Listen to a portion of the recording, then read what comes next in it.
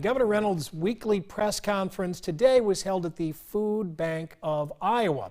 She was there discussing the efforts of the Feeding Iowans Task Force, their efforts over the past year. She also gave updates, of course, on the state's COVID-19 response. Our political director, Dave Price, was there at the press conference, and he joins us now live. Dave, give it to us in a nutshell. Andy, today was the first time we got to talk with the governor about that decision she made yesterday.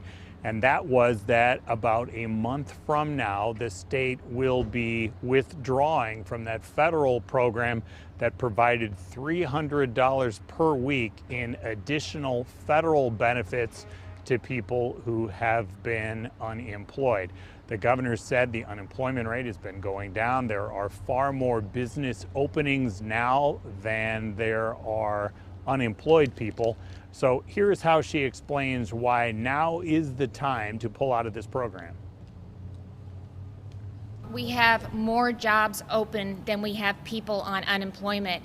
Iowa is open, our schools are open, our daycares are open. It's been over a year and it's much different than it was when we entered into this pandemic, and it's time to let some of those programs go.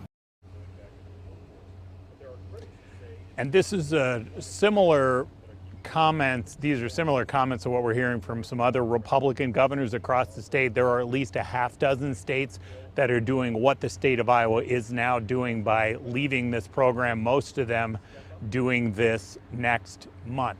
Now, the governor's background here was at the Food Bank of Iowa, and she's talking about these efforts to feed people. Just a couple of figures that we learned afterwards.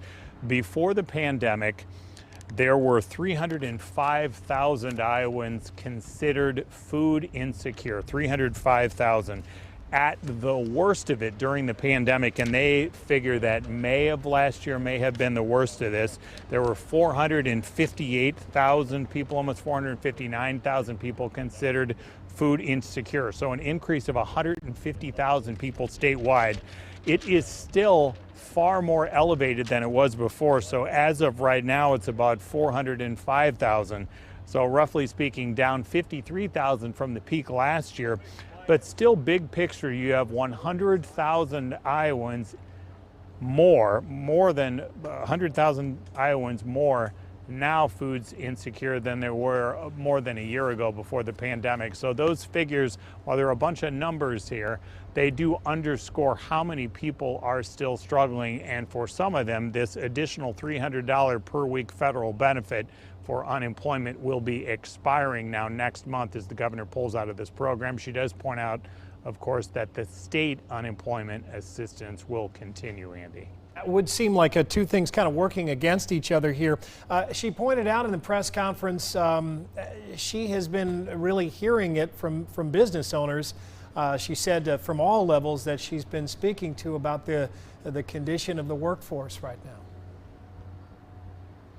And this is something that we've been following for the last couple of years, the concerns that there are not enough Iowans in the workforce coming to try to fill some of these jobs. The complaints by some would be the lack of affordable and accessible childcare, which can be a factor here. And during COVID, you frankly have some people who do not feel like it is safe to return to some of the jobs they held before. Maybe they have health reasons or are concerned that they could get COVID here. And for some others, it's that a lot of these jobs do not simply pay enough money for them to make a living. So those are some of the complaints that critics have for the governor about pulling out of this federal program that could have helped people in the duration until they get back to work.